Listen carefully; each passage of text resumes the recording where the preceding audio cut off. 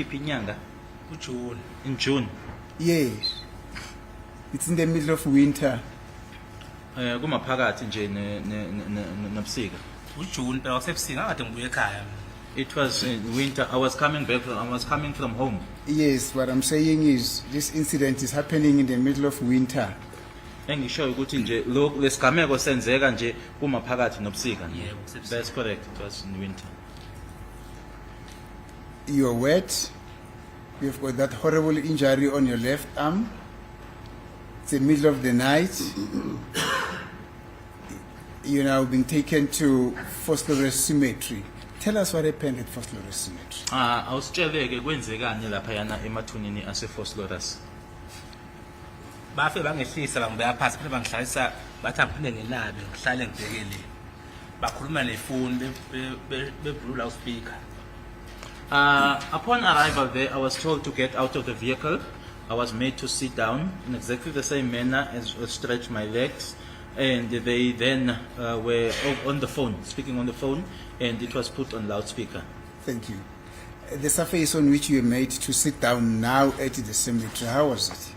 Manje ke ushilo ngale ukuthi kwakunjani la phansi. Manje le ndawo owuhleliswe phansi lapha emathuneni kwakuyindawo enjani la phansi. Yoshwaye phansi kwehlahla nje amathuna lapha nakhona isihlahla esisekeleni namanje sekhona. Ngifike ngibuke le ndawo zangihlezi la. Okay, masikhuluma ngohlwaye ke manje ngezisifuna indawo enjani? Indawo enamatshe amancane. Okay, it's a place with some small stones, and it's at the cemetery. There is like a tree that is there, and I was made to sit down there. Even if I were to go there, I would be able to point that place out and say, this is where I was made to sit.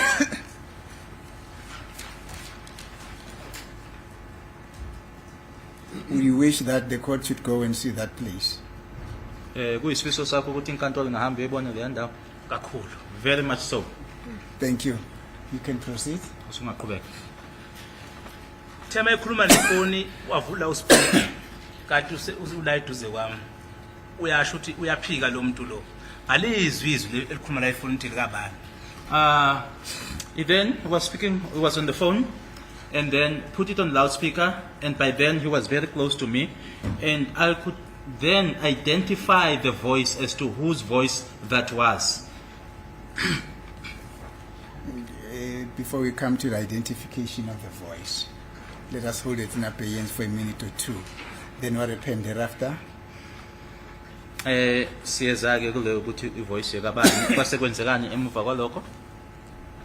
Ilapho phela ukuthi mangibatshela ukuthi ngiyamuzwa umuntu okhuluma ukuthi ubani baqhubeka bangishaya. It was at that point where I was then responding to them that I knew nothing, and I was then able to recognize the voice. That's when they proceeded in assaulting me.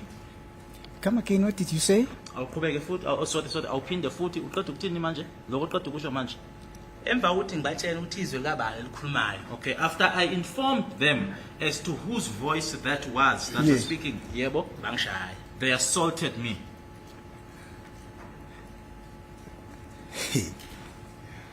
Now, are you saying that they put you on a loud, they call each other, then you were able, because the phone was on a loudspeaker, then you were able to identify this voice, and then you're saying to them, I can even recognize that voice that is speaking on the other side, and then they assault you. Okushoyo ukuthi bakhuluma ocingweni base ke ifone lena bayibeka ku loudspeaker. Usuyalizwa ke ilizweni ukuthi ubani lo khuluma ngale, uyabatshela ukuthi ngiyezwa ukuthi ubani lo khuluma ngale base beyakushaya. Cha ngabatshela mina ukuthi ngoba ngishaya ngishaya nqa lo muntu lo. I told them that so the assault is because of this person. You said you could be able to, you're able to identify the voice. Whose voice was it? Kwakuyizwi kabantu? Lazwe lowakithi. Bani? Umuntu akehlulwa izwi lomuntu wako. Lazwe. Zway. Constable Zungu. It was Constable Zungu. There is no way that you cannot identify or recognize your own person's voice or someone that is close to you's voice. You're saying this incident, by the way, that was in June 2020. Uthi lokho kwenzeka ngo June 2020. Yes. And the last time you spoke to Zwe, when was it? ugcina kwakho wena ukhuluma naye uzwe kwakunini efonini of telephonically Whether telephonically or seeing each other. Yes, seeing each other. Ukubonana 2019 20 sorry ukani uDave 2019 emshadweni. it was in 2019 at the wedding, at Dev's wedding. And you had a conversation with him. Naxoxa lapho nakhulumisana lapho. Sasikhulumisana akaboshwa. It was before my arrest. Yes, we spoke. Yes. And you're saying because this was your brother's voice, you were able to identify it. Uthi ke ngoba umuntu wakini lona ke ivoice lena wayazi. Amuzwa nje esathi nje ngamuzwa ukuthi awuzwele okhuluma. From the word go nje, when he just said yeah, that's when I said this is Ray's voice. Thank you. Now, you're saying I am being assaulted because of that person. Then they start to assault you. Usushilo ke ukuthi ngishaywa nje kanti ngishaywa ngenxa yalo muntu base bekushaya. Yebo. Yes. Take us through how this assault happened. How did they assault you? Manje ke usitshele uma sebekushaya ke la manje la bekushaya lapha la emathuneni bakushaya kanjani? Bathi mabe ngangihlezi so ngibhekele. Baphinde futhi baqhamuka ngapha ngemuva. Owaqhama ngemva emathuneni angaze ngimboneke futhi. Okay. I was seated and then my hands cuffed at the back and I was facing that way and then they appeared. The one that appeared from the back or from behind, I couldn't see that or I didn't see that one. Yebo. Ngoba behlezi emotweni eyibhakhe umuntu bani double cab eneyisimbi ngemuva beyivule ngemuva la behlezi kanje lona ekhuluma lapha ngifuni mina ngihle iphathi kanje. Because they were seated in a buggy, a double cab, which was open. They were seated there at the back of it, and I was made to sit down. Yebo. Wasuka lona wafika ngivala ubuso ngalo iplastic futhi angivala ngawo ubuso. And then this particular one then covered my face with the plastic. That is with the plastic that they had covered me. Yebo. How was visibility? Sikhuluma ke manje ke ngokubonakala noma ke ukhanya ke angithi uyabona lana ukuthi kuyakhanya kuyabonakala manje ke lapha kule yandawo le yana ke kwaku kanjani Isiganga. it was just in an open field. It's at the cemetery. Were the lights there, electrical lights? Kwakuna ugesi okhona lapha no it How was was- only the only source of light that was there was the vehicles only. What do you mean when you say the only source of lights there were the vehicles? Uma uthi kwakhanyisa imoto kuphela usho uthini? Oh, okay. Khanya ukugesi. There's no electricity. So the headlights of the vehicles were on. Ibane lezi zemoto lokubizwa ngokuthi ama headlights emoto aye on. Ayazi on kodwa idimile. Yes, they were on but dimmed. They were on dim. Oh, okay. I could imagine somebody who passed there, those who they might have thought they were ghosted there. But let's proceed. What then happened? Kwasekwenzekani? They put you, somebody put a plastic on you. Were you able to identify who that person was? Lona okuyena wakufaka uplastic ebusweni wambona yena ukuthi kwakubani? Wayenganga behlezi ebhakini angaze ngimbone ngoba la ngihlezi ngibhekile behlezi ebhakini bevule izivalo sebhaki. The person was behind me. I was seated facing the other way. So when the person did that, the person did it from behind me. They were seated at the back of the buggy, so I couldn't see the person. Then what happened? Wasekuthini? Bangifaka le plastic bangifaka lona bangivala ngqi. Lapha ngathi bangivala khona ngawa ngalesayide engalimele ngalo. Bangiqhaqa. Okay. What then happened is that the plastic was then tightened. And then, as it was then tightened, I then fell. But I did not fall on the very same side that I was injured on. I fell on the other side. And then it was loosened. Yebo. Lapha khipha khona igama lo baba okuthiwa uThelizi. Ngamtshela ukuthi nakho ningibulala.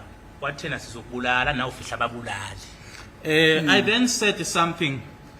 You guys are going to kill me, or you are killing me. And then that's when Buthelezi said, sorry.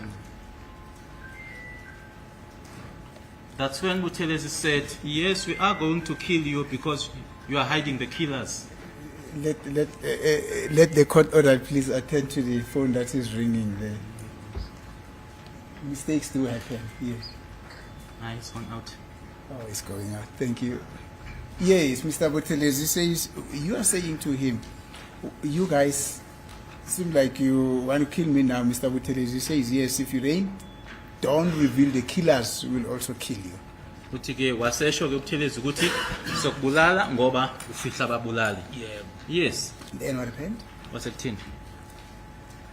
Asuka lapho bangisusa uplastiki bangitshela ukuthi angisukume manje sesiyahamba. They then removed the plastic, instructed me to get up and said to me, we are now leaving. Now, when they put the plastic over, how did they put the plastic over you? Because you only said they put the plastic, but where did they put the plastic on you? Uthi nje bafaka uplastic awusho. Bawufaka kuphi nendawo uplastic? Bawuphosa ngapha bawufaka bangivala la. Okay. They put it from, the witness indicates from behind, and then they covered me here. The witness indicates just underneath, over the face, and then. Thank you. So they put the plastic over your head. Your whole head was covered by that plastic. So ikhanda nje lapho lonke nobuso nje bonke babuvala Bawumisa la ngetama. the entire face up. It was just up to the neck. How did it feel? Kwazwakala kanjani? Kwakunjani? Bangaphefumuleki lapha. It was Bangaphefumuleki because nami ngaze ngayichamela sengisemathulini. Ngibona ukuthi bangishaya bangibulala. Ngiyabatshela nakho ningibulala bathi sokubulala kodwa na ufihla ababulala. I couldn't breathe.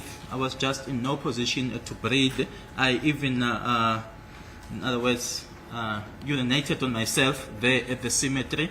And then that's when I told them that you are killing me, or you're going to kill me. They then said, we are going to kill you because you don't want to reveal the killers.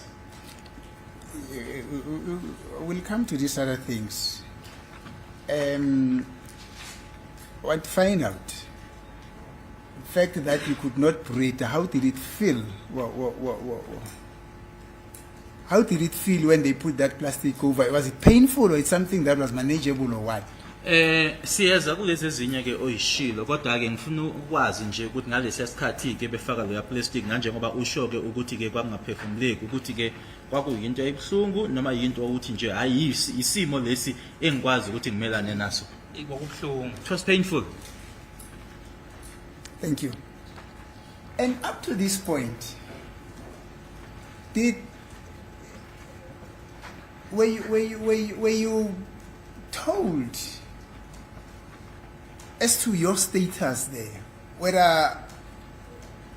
Were you being treated the way in which you were treated because you're a witness or you're a suspect? Kuze kufinyeleleke ngaleso sikhathi leso ke ingaba bakutshela yini ke ukuthi sebenza konke lokho babekwenza kuwena ke bakwenza lokho kuwena ngoba ufakazi noma umsolo? Akaze bengitshele lutho. They never told me anything. Thank you.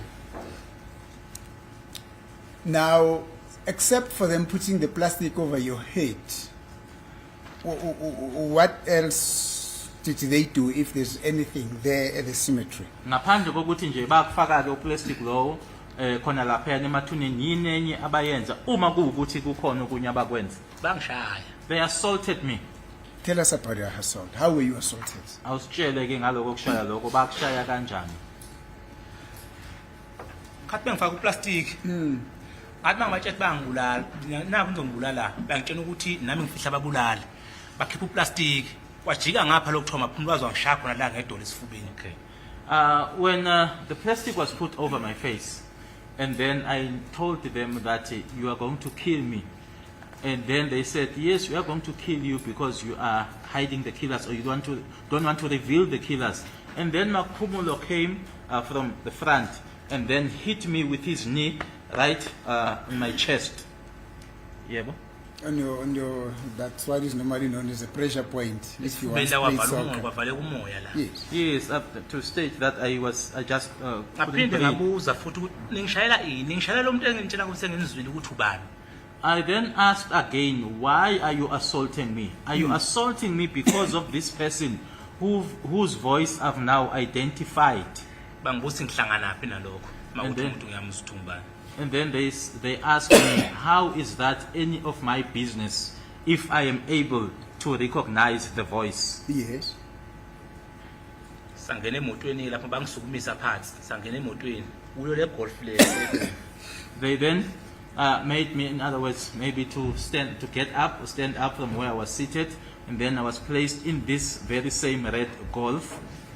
Before we get into the golf, whilst at the cemetery, now we've told this court that another form of assault that took place there, it was when Mr. Maphumulo hit you with his knee on the pressure point, that's on your sternum.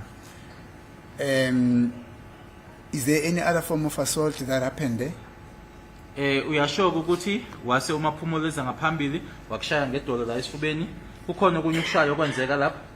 Kwangibona ngiphelele umoya. No, there's nothing else. He could see that I was now out. I couldn't breathe. And then from there, they said, stand up and get into the golf. Base bethi ke manje ke bakusukumisa ngangena emotweni. Yebo bathi siyahamba. Baphinde bangashi siyakuphi futhi bathi siyahamba. Yes, they then said that we are leaving. Again, they did not mention as to where we were going. They Proceed. just said we are leaving. Right? Sahamba saya police station khona lapha eGold Sport. We then went to the police station there at the Gold Spot. Masifika safika sa ipolice station eGold Sport ungena so kuyo phakathi. Sangena saya ngala naba fe bangihlasa esitulweni lapha phansi. Bakuhlalisa kuphi? Esitulweni. Like in stood. Yeah. Okay. As you go into the police station, you get into the police station and then you make a turn. And then upon arrival there, I was made to sit down on a chair. Now, you're saying this police station is at Gold Spot. Uthi police station lena is a Gold Spot. Yeah. Yes. Where is that area? Ikuphi leyo ndawo le? Oslo. In Foslo. You have indicated that earlier on in your testimony that municipal area, it's a place that is adjacent or next to a police station, not so? Ngaphambilini uma ukhuluma ushilo wathi leya ndawo kamasipala ubukhuluma ngayo ukuthi ke iseduze ne police station angithi yes.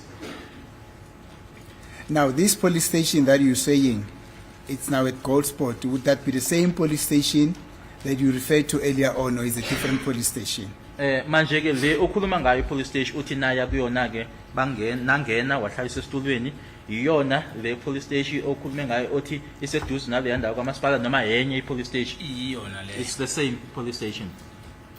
Oh, okay. Gold Spot. I can tell you that name again featured a lot in the course of this trial here. Manje ke lelo gama olishoyo ke iGold Spot nalapho ke ngingakutshela futhi ke ukuthi lelo gama lelo ke igama ke elishiwo kaningi ke kulona lecala leli nanjengoba liqhubeka ke liqulwa. Thank you. You take into the police station, which is at or near Gold Spot. Then you requested to sit on you're driving on an entrance that you've just described now. Then you get inside. Then what happened? Uthi ke nangena police station njengokuthi naye najika ke uma seningena kwenzekani? Sangena sahlala phansi bacela isituro. Bangibhalisa la phansi. Lento abegcwalisela iforms abegcwalisa la phansi. We went in there. We then sat down because they requested a chair. Sorry, Baba, ngizokunikeza manje. And then I was made to sit down there. Then there was a particular document that they were completing there. That yebo, ngikubuka kuthini ke manje? Base bekhipha isibhamu befika nasendlini abashuthekala sashutheka uMaphumulo. They then took out the very same firearm that they arrived with at my place, the one that Maphumulo tried to squeeze in. Yebo. Bangitshela ukuthi lesi sibhamu lesi esakho sesifice endlini yakho ngathi mina ngeke ngikhuphe nesibhamu ekhaya. Ekubeni ngifolele umuzi bangitshela ukuthi amaphoyisa akufuna baqeda bemphuca ifoni. They then said to me, "This is your firearm. We found this firearm at your place or in your house." I then said to them, "There's no way that I could have traveled all the way from home with a firearm after Muzi had contacted me and informed me that the police are looking for you and thereafter they just took the phone from him.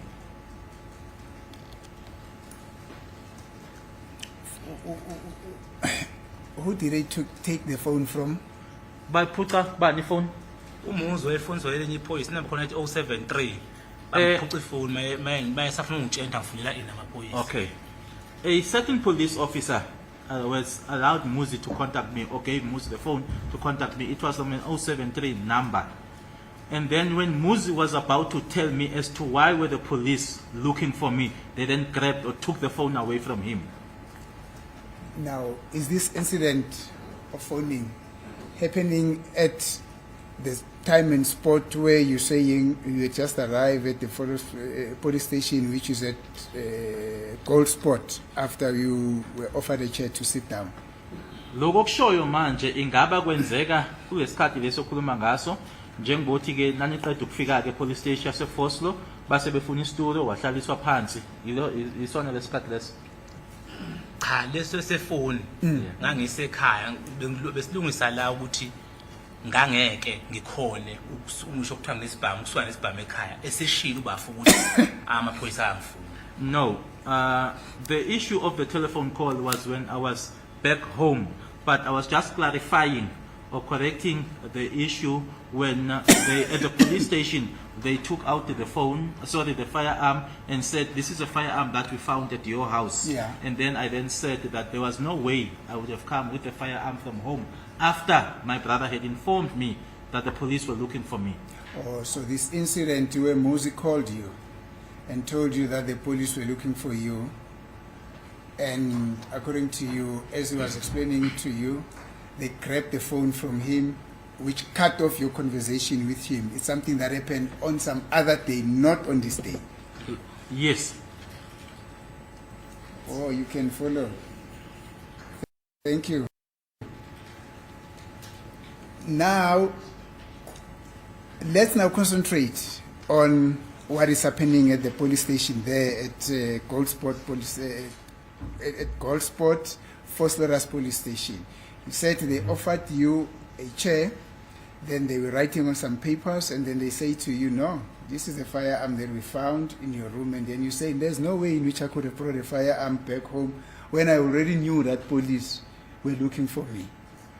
Nanjengoba usho ke ukuthi nahlaliswa phansi wahlaliswa phansi police station babebhala lapho base bekhipha isibhamu wasuka la batshela khona ukuthi cha ngangeke mina ngize nesibhamu uba 4 esengitshelile ukuthi amaphoyisa ayangifuna.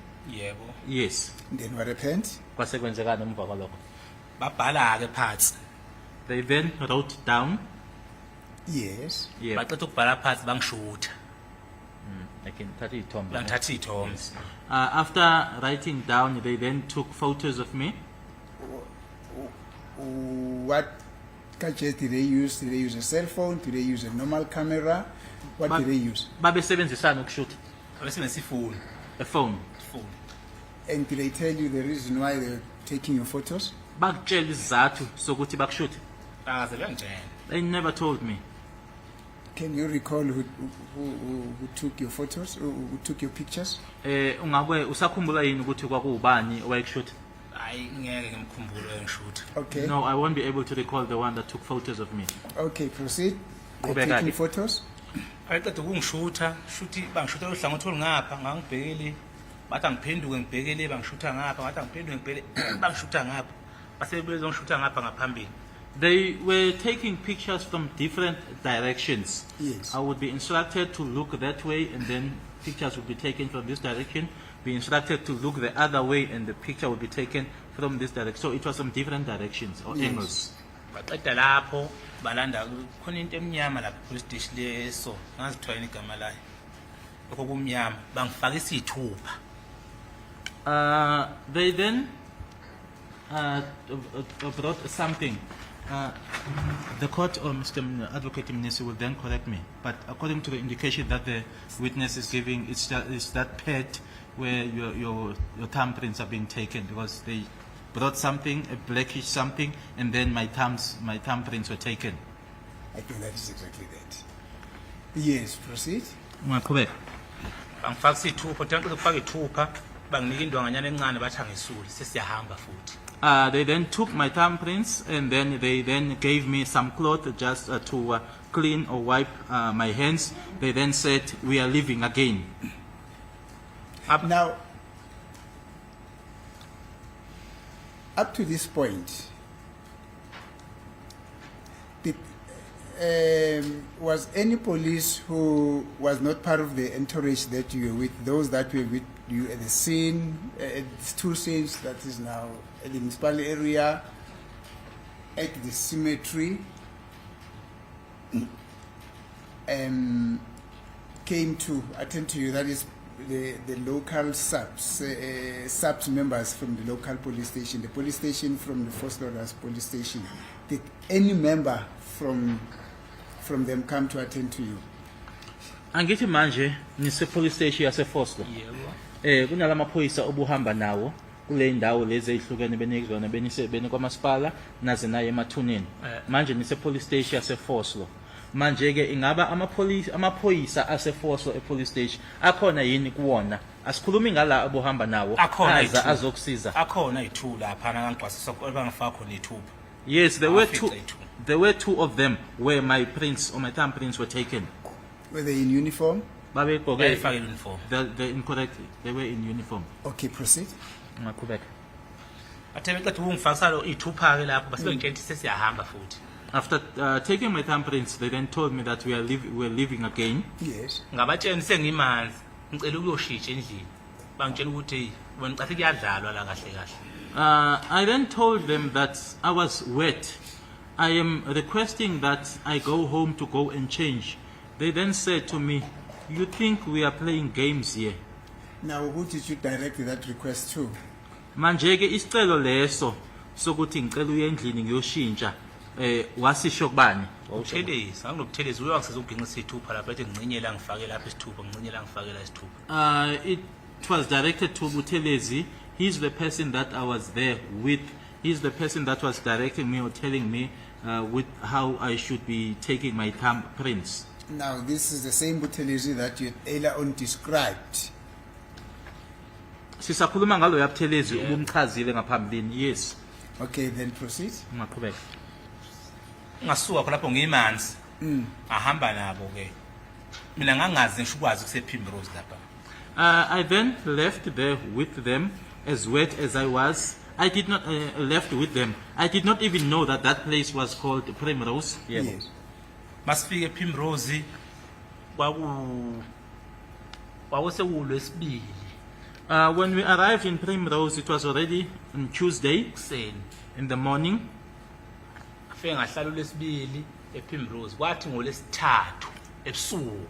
I spent the Tuesday at Primrose, and then on Wednesday night, Cathi kwango11 nje ikhathi ebusuku. I think it was around 11 at night, Labuya leli phoyisa la drive imoto. and then the police officer who was driving Imoto ebomvu. the police officer that was driving the red vehicle came back. Okay, Mr. Kwabeni. Let's take it step by step. Asikusheke ngokulandelana kwako noma Yeah. asikuthathe ngokulandelana kwako. Now, you living First Lauders police station near the Golden Spot. You drove over, you arrived at a police station that you ultimately got to know as Primrose. Is that what happened? Nisukileke manje police station yase Foslo. Niyahamba ke manje niya endaweni noma ke police station owathi kamuva ke wayazi ngokuthi yiPrimrose. Yebo. Yes. And that is after the police had refused you to go and change, even after you've told them that your clothes were wet. Lokho kwenzeka emuva kokuthi ke amaphoyisa ekunqabele ukuthi ke uhambe uye endlini uyoshintsha usubatshelileke ukuthi impahla za noma ke okwaqokileke kumanzi. Yebo. Yes. Now you're saying you're arriving at Primrose on a Tuesday. Was it in the early morning of a Tuesday or when? Uthi ke nafika khona ke Primrose ngolwesibili ekseni. Uma uthi ke ekseni sikhuluma ke entathakusa in the early hours of the morning. Thank you. Upon arriving, now you're arriving at Primrose. We want to know, what happened there. Upon your arrival, what happened to you? Were you taken somewhere or what happened? Uma sekufika ke manje Primrose sifuna sazi ke manje ukuthi kwenzeke nike ungajombi ke kodwa ke usithathe ke ngokulandelana uma ufika khona Primrose khona la abakhambisa khona kwenzekani uma ufika. Yes. Kose Katolo ngathi bangifike Primrose zase ziwu2 imoto kwakungebomvu kwi-double cab zengasekho zonke lezi ezinye imoto. Upon arrival at Primrose, my lord, there were now only 2 vehicles. All the other vehicles were not there. It was the red vehicle as well as a double cab. Masifike Primrose ngafike ngahlala emotweni baphuma bangena ngaphakathi labo sisi laba bagcwalisa ama-affidavit la ngaphambili. When we arrived there, I remained in the vehicle. Yes. They went out, in other words, and went. There were some ladies there, the ones that are completing the affidavits, right at the front desk. Yebo. Right. Bakhuluma nabo baqeda ukukhuluma nabo sebebuya sebeza kimi sebezonke akaze bekhulume lutho nami ePrimrose baqhama sebezovula isivalo bathi siphuma ungene ngaphakathi. They spoke to the ladies, then they came back to me. They never said anything to me or never spoke to me. They just opened the door and then said, "Get out," and then they took me inside. Yes. Bathatha into zokungichecka lezi ama-corona begoqisa lapha emlonyeni nasemakhaleni lapha kimi la. Sebengigumile ozakusi lokho ukuchecka i-corona lokho bakujoja kanje lapha emlonyeni lokho kugoqozisa kanje.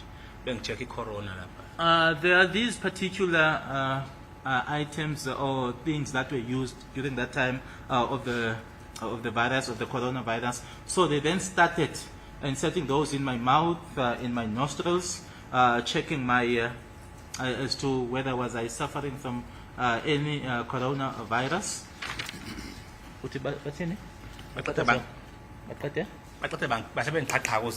Yes. And then the handcuffs were removed. Yes. You know, now that you're mentioning Corona, June 2020, it was in the midst of Corona, not so. Njengoba manje sikhuluma ngayo ke yona icorona uJune ka2020 kwakuyisikhathi la khona ke icorona lena ke yayidlangileke. Yebo yayidlangile. Yes, it was Now, at that stage. when you were in the midst of these people that you said came to fetch you from the place, you went to Vosloorus.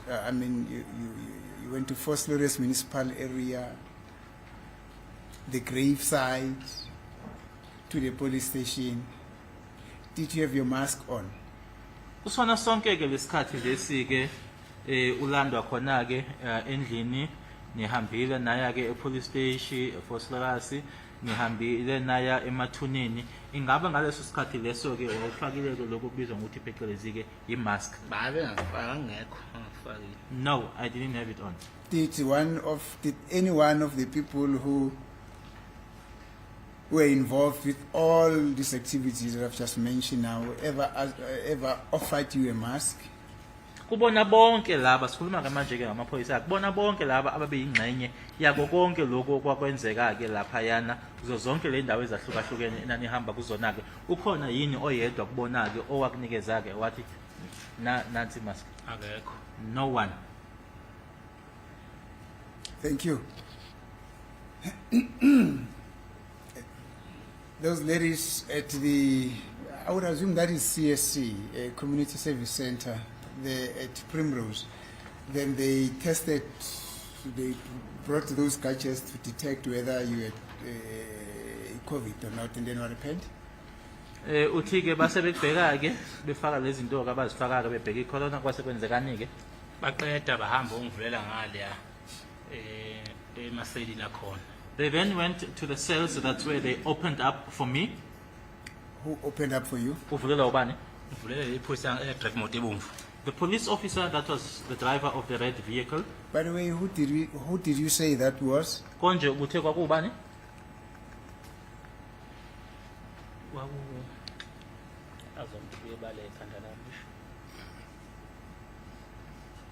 Is it the same police who's been driving this red vehicle from when you were taken from your place? Kusayile lapho iselodwa elalishayela leya moto ibomvu nkathi bayokulanda endlini. Yebo. Yes. Is it the same police who has been driving this vehicle when you got taken to the municipal area? Kusayile leya phoyisa elalishayela leya moto nkathi niya kwamasipala. Yebo. Yes, the red one. Is it, That the witness cannot remember the name of the police officer.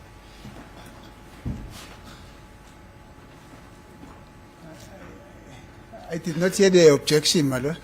No, he's just basing something on record. Just please on record that the witness cannot remember the name of the police officer who was driving the red vehicle. Uthi uyakusho nje umshushisi ukuthi ke ufakazi akalikhumbula igama lephoyisa lelo. I don't know what point of interest is that one. Ngicela uyiphendulela. May Yeah. I respond for myself? Yes. Ngicela ukuthi ubaba engangiphuthumi ngenkulumo. I'm just going to make a request to the state in just not to go ahead of me. Ngoba la icourt senza ngafika kathathu ngijika kwe-ofisini lakhe engakhulumi lutho. Namhlanje uzokwazi ungibuza iphoyisa. Because I came or went to his office 3 times not asking me anything, and today he's asking me about the police officer. Cela nje ukuthi angiphazamise ngoba mina ngoba ngilapha nje ngihlukumezekile kahle kahle. Ngashawa mina. I'm asking that that he please not abuse me because I've been tortured. I am here. As I'm being here, I was assaulted. Ngishayelwa into ka-2017. Constable ngifike endlini 2017. Assaulted for something that happened in 2017. Constable Zungu coming to my place or to my house in 2017. You're saying you have been 3 times to the offices of the same prosecutor that is seated here. Ofisini lakho baba. Behlezi naye ubhuti lo abahlezi naye. In his office, he was with the gentleman next to him, with Geninda, as well as the lady. The witness turned around and pointed behind him, as well as the lady seated here. When you're saying the gentleman that is seated next to him, are you referring to Dr. Sibanda? Ukhuluma ngaye ubhuti lo hlezi Yebo, nje. yebo, ekhona Yes, naye. he was there. Oh, okay, no, we'll keep that in abeyance. We'll come to that.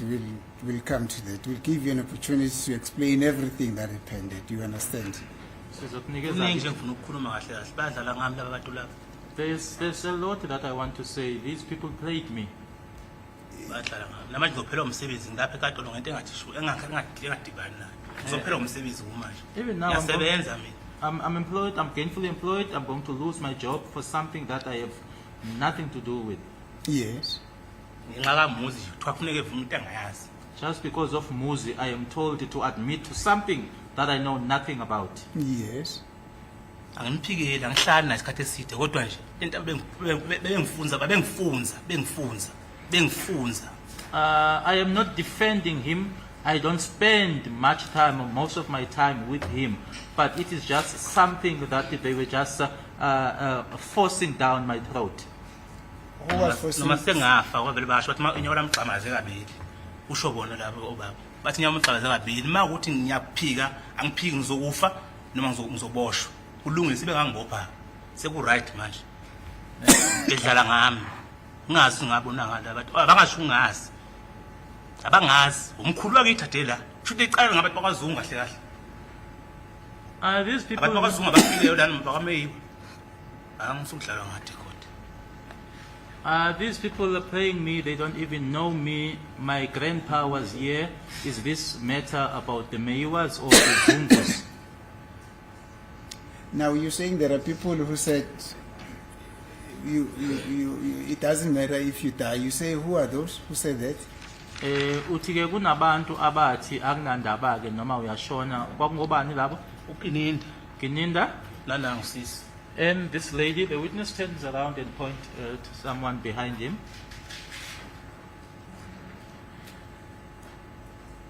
Mr. Kwabeni, you just mentioned that there's a lot that you want to say. I heard our interpreter saying that. Don't worry, we'll come to that. Ngikuzwile ke ukuthi ke uthi ke kuningi ufuna ukusho ungabi nankinga ke siyeza kuloko. These are just but the snippets of some of those that you're saying you've got a lot to say.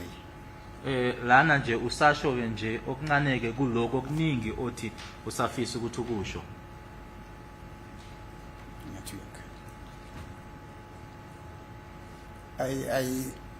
I note, my lord, that the witness seems to be overwhelmed by emotions. I'm just wondering if we can't take a break. And Yes, any, what's the time then? 12:31, my lord. 12:30. 12:31. Yeah, let's take a break. Come back at 2. as it is the court. We're on the phone.